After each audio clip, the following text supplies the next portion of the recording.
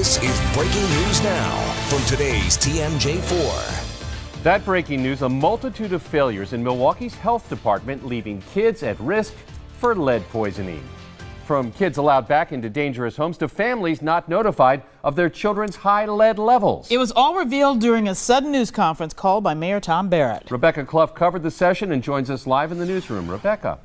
Yeah, George and Carol, we were just handed this 50-page report just a few hours ago. There are pages of problems outlined in here. The biggest, children fell through the cracks, and that left them even more at risk for lead contamination. Just 2 hours after receiving a report detailing problems with the city's childhood lead poisoning prevention program, Mayor Barrett spoke to the media.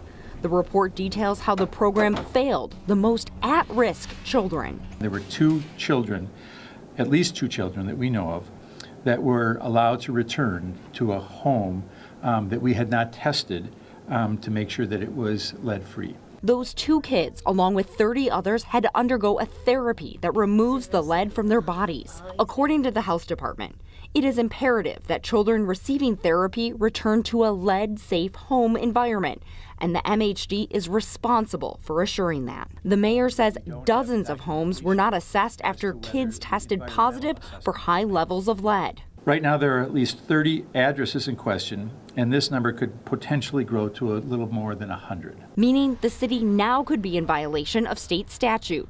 That is just one of a dozen findings from the audit. It also explains how more than 6,000 families of children with elevated lead levels should have received letters explaining next steps. The report says underfunding, regular staff turnover, and fighting with community partners are just part of what is hurting the program. But the mayor hopes to ultimately make changes from it.